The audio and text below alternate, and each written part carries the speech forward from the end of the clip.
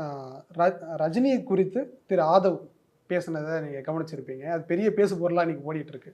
இத எப்படி சார் பார்க்குறீங்க? இல்ல. அது ஒரு தேவையற்ற விமர்சனமா தான் பார்க்குறேன். இப்ப அவரு வந்து அம்மையார் ஜெயலலிதா இருக்கும்போதே துணிஞ்சு எதிர்த்து குரல் குடுத்தவர் தான். பயப்படுறாருன்னு நான் சொல்றத நான் ஏற்கல. அவரு பயப்படுற ஆள் இல்ல அவரு.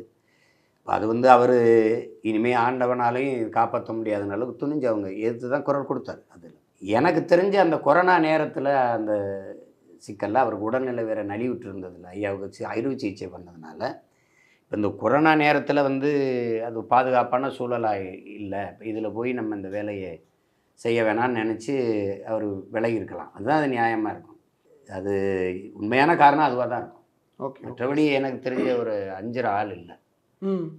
எளிதா அந்த இடத்துக்கு வந்தவன்னா பயப்படுவான். ம்ஹ்ம். ஒருத்தன் எளிதா அந்த இடத்துக்கு வந்தன்னா, அவரு ரொம்ப கீழ்நிலையிலிருந்து எந்த பின்புலம் இல்லாம தன்னுடைய அசாத்திய ஆற்றலாலும், கடுமையான உழைப்பாலயும் அந்த இடத்துக்கு வந்தவரு.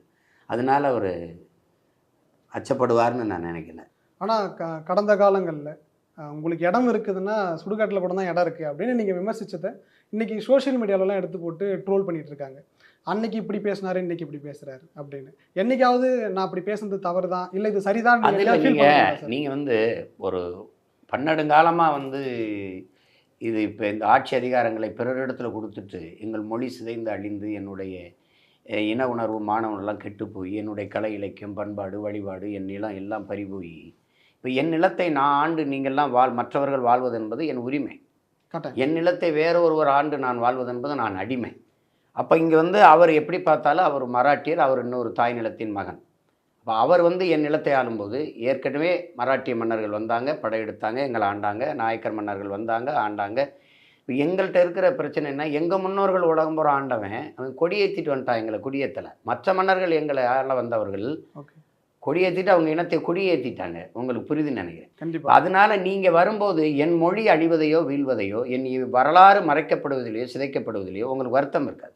ம். என் மலை வெட்டி சிதைக்கப்படுவதில்லை, என் கடல் நஞ்சாவதில்லை, என் நீர் நஞ்சாவதில்லை, என் காற்று மாசுபடுவதில்லை, என் நீர் உறிஞ்சி விற்கப்படுவதில்லை, என் ஆறு வந்து மணல் அள்ளி வளக்கொள்ளை போவதில்லை, நீங்கள் கவலைப்பட மாட்டீங்க. என்னை பிறகு ஆட்சியாளர்களே அனுமதிச்சு தானே வெட்டுறாங்க. அப்போனா தெரியுதுல அவங்க அவங்க தாய் நிலமாக இருந்தால் அவங்க தாயின் மாற இருக்கவங்க எப்படி ஒத்துப்பாங்க? அப்போ அதனால தான் நம்ம சொல்கிறோம், நீங்கள் வந்து வரக்கூடாது. நீங்கள் ஏதாவது நல்லது செய்யணும்னா நீங்கள் ஆலோசனை கொடுங்க. நாங்கள் செய்கிறோம். இப்போ எல்லாருக்கும் மாநிலங்களை எதுக்கு பிரிச்சிங்க? மொழி வாரியா? அந்தந்த மாநிலத்தின் மகன் அந்த மண்ணை ஆளும்போது தான் அந்த மாநில உரிமைகளே முதன்மையான உரிமை. அவன் ஆளும்போது அவனுடைய மொழி, அவனுடைய கலை, அவனுடைய இலக்கியம், அவனுடைய பண்பாடு, அவனுடைய வரலாறு, அவனுடைய காட்டு வளம், கனிம வளம், நீர் வளம், கடல் வளம், மலை வளம், மண் வளம் எல்லாம் பாதுகாக்கப்படும்.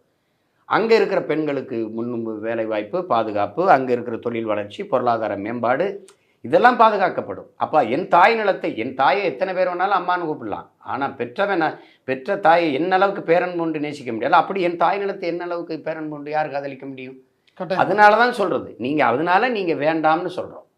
உங்களுக்கு புரியுதுன்னு நினைக்கிறேன். ஏற்கனவே நிலம் சாராதன்ட்டு நாடு இருக்கு. உங்களுக்கு என் இனம் சாராத நாடு இருக்கு.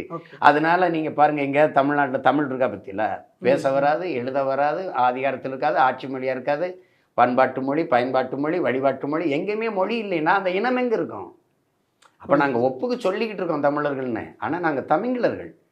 அப்போ சிதைந்து அழிந்து போன ஒரு இனத்தை மறுபடி மீட்டு உருவாக்கம் செய்யணும்னா, அப்போ தமிழ் மீட்சி வரணும், தமிழர் எழுச்சி வரணும், அப்படின்னா தமிழன் ஆட்சி வரணும்.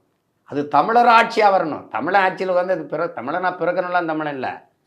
தமிழுக்கும் தமிழருக்கும் எவன் வாழ்றானோ இறுதி வர அவன் தான் தமிழன். உங்களுக்கு புரியுதுன்னு நினைக்கிறேன். அதனால தமிழன்ல இனத்தை காட்டி கொடுத்து இது பண்ண துரோகிகள் இருக்கான்ல, அதனால அதை சொல்ல முடியாது.